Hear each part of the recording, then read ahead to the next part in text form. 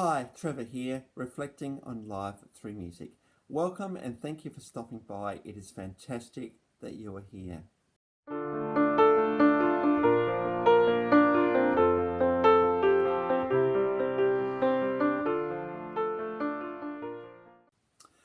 Well, I trust you enjoyed my last video from the band The Cars and their 1984 Heartbeat City classic, Drive. And in that video, we asked some really awkward questions about who's going to tell you when things aren't so great. Sometimes these questions will hang around because I need an answer. So I trust that that was an encouragement for you. Well, we go from there to a guy that was born in 1671. So we're going back a little way here, Tomaso Albinoni. Now, he was an Italian Baroque composer. Now, in the past, I've talked about other composers. I've talked about Mozart. He was in the classical period, which is all about form and everything being sort of a certain way. And then went on. I then talked about Wagner, which is about the Romantic period, which things were a bit freer and very much the music was in the scope of our emotions a lot more. Well, the Baroque period became before the classical period, and what typified Baroque was ornateness and grandness. And if we think about architecture, we think about places like St. Paul's in the Vatican. We look up at the ceilings and we see the elaborately decorated ceilings. And as you look up, you think, oh, well, that's just amazing. That was the Baroque period. And obviously, if we think about music, we're talking about the trills in music, just to add an almost flowery and almost about showing off the virtuosity of the musicians as they would flurry their way through the notes on the page. So Albinoni was very much in this period, and through his life he'd write a number of operas. There was 99 sonatas, which are like, soloists. There was 59 concertos and 9 symphonies. Albinoni was famous for his instrumental music. Now, as it goes back in those days, you write a bit of music, you play it, and then the music may get lost and you don't actually know where it's gone. Well, Remo Gaziotto in the 20th century decided that he wanted to catalogue Albinoni's works, and so he did so. And as he was going through all the research he'd done, he discovered this piece of manuscript, and he thought, oh wow, what's this? And then he realised that was only a small snippet of it. So what he was able to do is he found the melody that was there, and he ended up transcribing a full piece of music and publishing it. And it's known today as the Adagio in G minor. This is a very, very well-known piece of music. It's a piece of music that just plays with our emotions. It gets us to reflect because it is in the minor key. It is a little bit sad, but sometimes we want sad. Sometimes we want this feeling of just being able to sit back and let the music wash over you, which is certainly what the Adagio in G minor certainly does too. So my hope is, as we talk a little bit more about it, that you will sit down and listen to this piece of music when videos come to an end.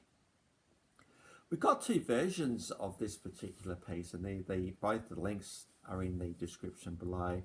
We've got a 7-year-old girl in a Prodigy series playing this particular piece. She does an absolutely incredible job, because the Adagio in G minor starts off with the tune, then it goes into a bit of a solo bit in the middle, and then it comes back and repeats the tune at the end. Very much it shows off the capabilities that you are as a violinist, because you're not just playing the notes, you're also playing some very high notes, and you're playing sustained notes, very, very difficult to do on a violin to make it sound good. So we have a 7-year-old girl going through her paces with this particular piece, with the backing of an orchestra. Absolutely stunningly beautiful indeed. So there's that version. And I've also got a version by Andre Rule, who incidentally plays a 1667 Stradivarius.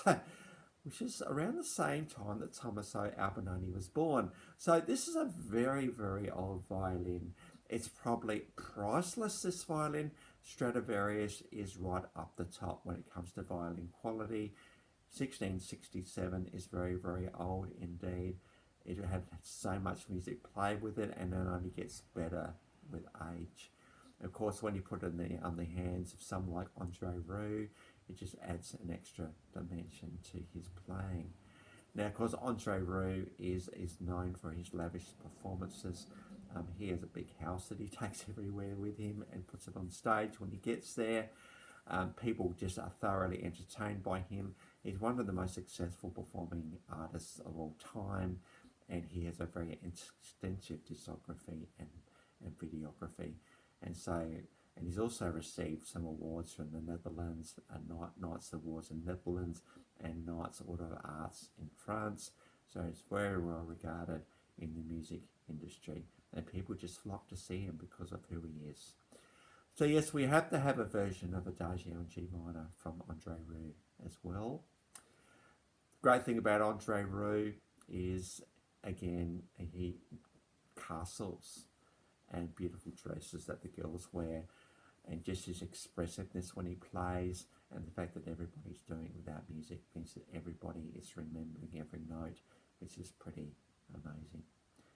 It's amazing to think that people like Albinoni, who often would write all of the notes out before an orchestra even looked at it. He's not writing for one person, he's writing for 60, 50, 40, 50, 60 people.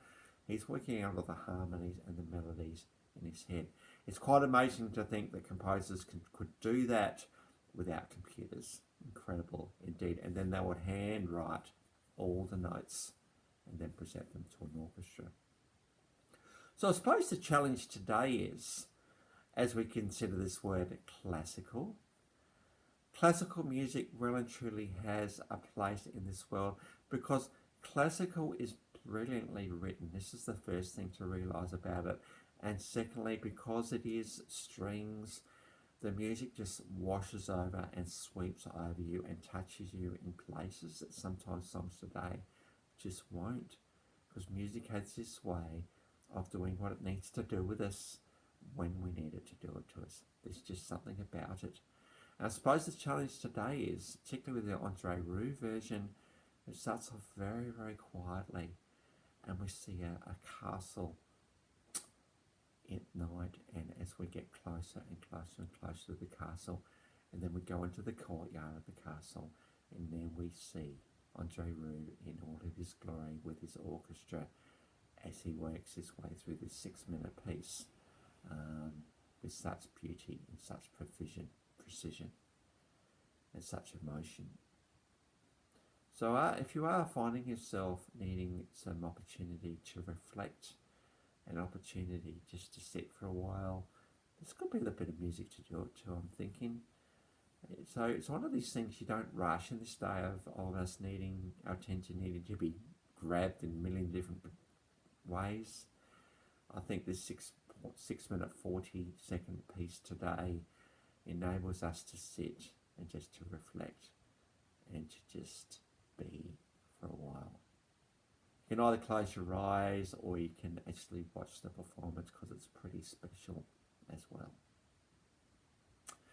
So when you're ready, I invite you to press play. And I'll leave that with you for today. So next time, I'll catch you around.